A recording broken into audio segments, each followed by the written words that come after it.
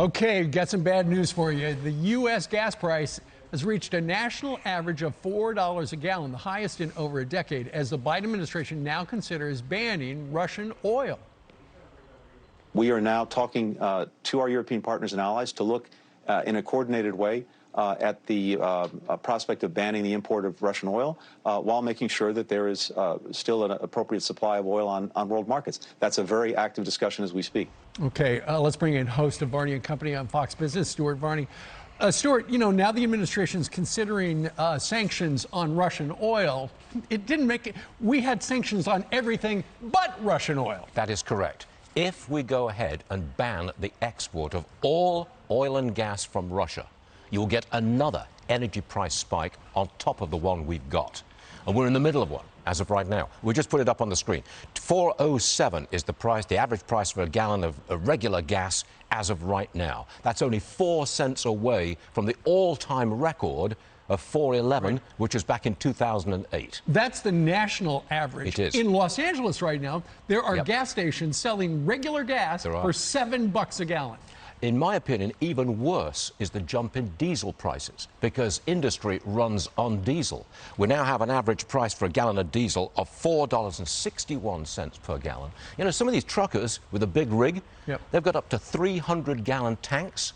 That means to fill up for those guys costs about $1,500. Oh my goodness! Oh, a month ago it was $1,100. Can you imagine that kind of cost increase? It's like a big tax. And that all gets factored into the inflation situation. One more for you: the price of wheat in Chicago has gone up 50% since February the 24th, the day the war began. 50%. That ripples out through the whole food chain. You've got inflation, big time, and here it comes. When people go to the grocery store and buy a loaf of bread, they're going to start to incrementally notice the change as it goes higher and higher. But then again, you've got all of those things like Milo and barley and sorghum and wheat that come from Russia also go into our cows. Precisely. And so the price of beef goes up, the price of chicken goes up, everything is going up. Now, on Thursday of this week, we'll get the latest Consumer Price Index. That index will not include this weekend's energy price spiral, but it will still show inflation increasing. That gives President Biden an enormous political problem, because it's his constituents who are feeling the brunt of what's going on with inflation. Well, you got to wonder whether or not Vladimir Putin has got a political problem with his people, because now, over the weekend, it was announced that MasterCard and Visa, along with American Express, are pulling the plug. So you, if you're in Russia, you can no longer do business with those card companies. But it sounds like they're hooking up with the Chinese card company now. Hold on a second. They are talking about considering a Russian bank hooking up with the Chinese payment system. They're just talking about it. It's not that easy to plug yourself into a completely different system. And that system is nowhere near as good as the one that's being kicked out of Russia, Visa and MasterCard. What do you think the people, the average person on the streets in Moscow is thinking? You know, I think something like 5,000 people were arrested over the weekend in 49 different cities in Russia at anti-war protests. Even though Vladimir Putin has got a blackout on the news, people know what's going on. Sure, they know what's happening, precisely so. Russia is financially isolated, and it's getting worse. I think they face a depression, but they've got no way in a dictatorship of expressing their discontent.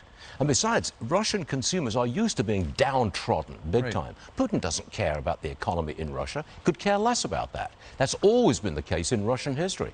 I don't think they're going to turn around. I don't think Putin turns around because of the pain his own people are suffering. We have placed 100 sanctions on him over the last 10 years. Sanctions are nothing new. But if we sanctioned all of the oil and gas coming out of Russia, that would hurt. That would really hurt. Of course, it would cut off the supply and our prices would go up. And that's it would hurt us too, precisely. Double-edged sword. Yep. Join Stuart 90 minutes from right now over on Fox Business, Varney and Company, 9 a.m. Eastern. Thanks, Steve. Thank you, Stuart. Hi, everyone. I'm Brian Kilmeade. I want you to do me a favor. I want you to click to subscribe to the Fox News YouTube page. This is the only way that I know for sure that you're not going to miss any great commentary, any great news bites, any great interviews coming your way on Fox. You can get it all here on YouTube. So subscribe right now.